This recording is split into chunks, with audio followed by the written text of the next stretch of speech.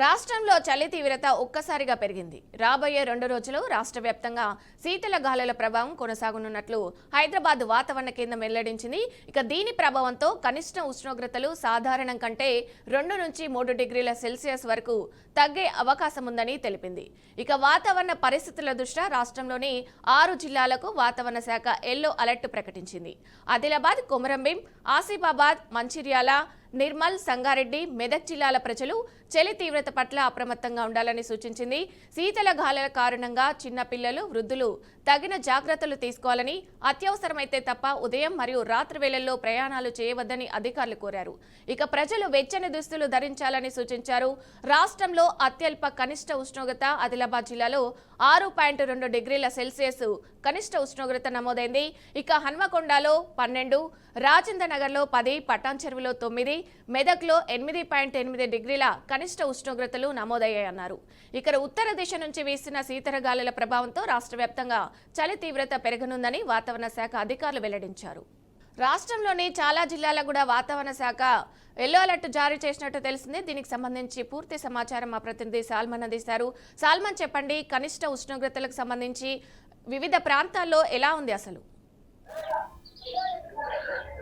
Thank you. Telangana రాష్ట్రంలో చలి తీవ్రత రోజు రోజుకు పెరగడంతో ప్రజలైతే తీవ్ర ఇబ్బందులు ఎదుర్కొంటున్నారు. మనం చూసుకున్నట్లయితే కనిష్ట ఉష్ణోగ్రతలు పడిపోవడంతో వృద్ధులు కానీ చిన్నపిల్లలు కానీ తీవ్ర ఇబ్బందులు ఎదుర్కొంటున్నారు. రానున్న 2-3 రోజుల్లో చలి తీవ్రత మరింత పెరిగే అవకాశం ఉందని హైదరాబాద్ వాతావరణ శాఖ ఇప్పటికే జారీ చేయడంతో రాష్ట్ర ప్రభుత్వం కూడా అదేవిధంగా వైద్య శాఖ కొంత ప్రజలనైతే అప్రమత్తం చేసింది. అంటే కనిష్ట ఉష్ణోగ్రతలు 2 నుంచి 3% పడిపోవడంతో చలి తీవ్రత రోజు రోజుకు పెరుగుతుంది. మనం చూసుకున్నట్లయితే ఏజెన్సీ ప్రాంతాలు ఆదిలాబాదు, ఆసిఫాబాదు, కొమరంభీం, మంచిర్యాల జిల్లాలో చలి తీవ్రత ఎక్కువగా ఉంటుంది.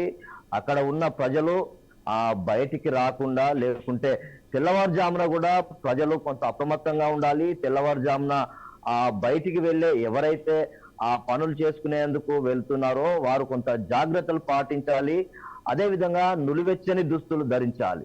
ఈ యొక్క చలి తీవ్రతను దృష్టిలో పెట్టుకొని ప్రతి ఒక్కరూ కొంత కాచిన నీళ్లు త్రాగి కొంత ఇబ్బందులు ఎదుర్కోకుండా కొంత ఉండాలి. అదేవిధంగా ఈ యొక్క చలి ప్రభావంతో అస్తమా ఉన్న వాళ్ళైతే కొంత తీవ్ర ఇబ్బందులు ఎదుర్కొంటున్నారు. అదేవిధంగా కొన్ని దిక్కుల మనం హన్మకొండ జిల్లాలో చూసుకున్నట్లయితే చలి తీవ్రతను కొంత ఒక వృద్ధుడైతే చనిపోయాడు. అంటే ఖచ్చితంగా ఈ యొక్క చలి తీవ్రత ప్రభావంతో చాలా మంది తీవ్ర ఇబ్బందులు ఎదుర్కొంటున్నారు. ఈ యొక్క కొంతమంది అనారోగ్యం బారిన పడుతున్నారు. అంటే డాక్టర్లు కూడా తగు జాగ్రత్తలు తీసుకోవాలి, కాచిన నీళ్లు తాగాలి.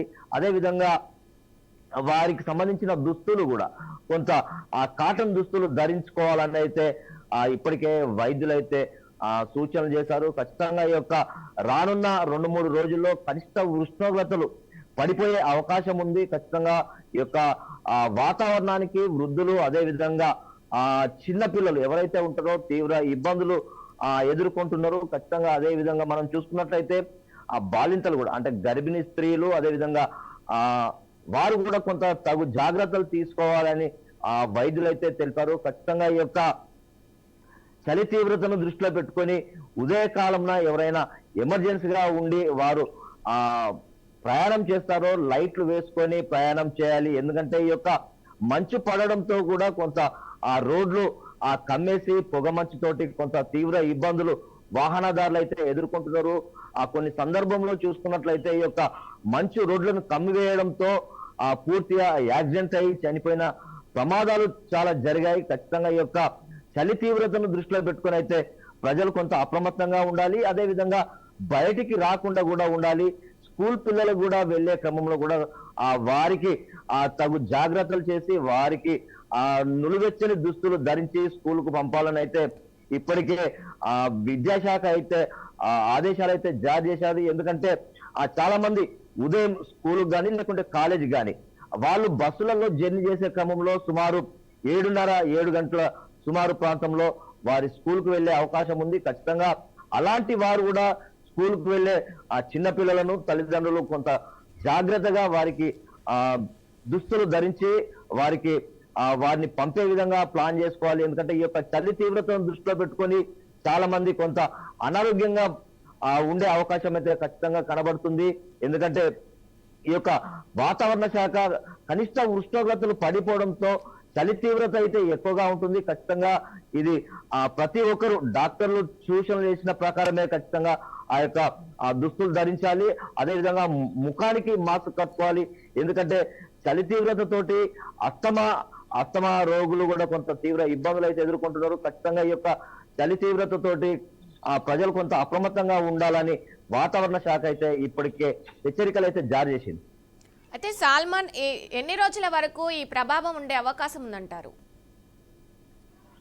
ఈ యొక్క వాతావరణ శాఖ హైదరాబాదు చెప్పిన విధంగా 2-3 రోజుల్లో ఈ యొక్క చలి తీవ్రత ఎక్కువగా పెరిగే అవకాశం ఉంది. కనిష్ట ఉష్ణోగ్రతలు అయితే 2 నుంచి 3 డిగ్రీల సెల్సియస్ పడిపోయే అవకాశం ఉందని వాతావరణ శాఖ ఇప్పటికే హెచ్చరించింది. దీన్ని దృష్టిలో పెట్టుకొని ప్రజలు కూడా కొంత అప్రమత్తంగా ఉండాలి. పనులకు వెళ్లే వారు కూడా, లేకుంటే ఉదయం పూట రైతులైతే తీవ్ర ఇబ్బందులు అయితే ఎదుర్కొంటున్నారు. ఎందుకంటే రైతులు ఉదయాన్నే వెళ్లి వారి యొక్క పంట పొలాలను చూసుకునే అవకాశం ఉంది. ఖచ్చితంగా మళ్ళీ ఈ యొక్క ఖరీఫ్ సీజన్ లో పూర్తిగా పంటలు కోసిన సందర్భాలు ఉన్నాయి. మళ్ళీ వారు రబీ సీజన్ కి అయితే వరి నాటు వేయడానికి, లేకుంటే దానికి సంబంధించి దానికి పూర్తిగా అయితే మళ్ళీ కొత్తగా వేయడానికి అయితే పంట పొలాలను శుద్ధి చేస్తున్నారు. ఖచ్చితంగా వారు రైతులు కూడా కొంత నీళ్లలో ఉంటారు కనుక ఖచ్చితంగా తగు జాగ్రత్తలు తీసుకోవాలని అయితే వాతావరణ శాఖ హెచ్చరించింది. ఖచ్చితంగా ఈ యొక్క చలి ప్రభావంతో అయితే రైతులైతే తీవ్ర ఇబ్బందులు అయితే ఎదుర్కొంటున్నారు.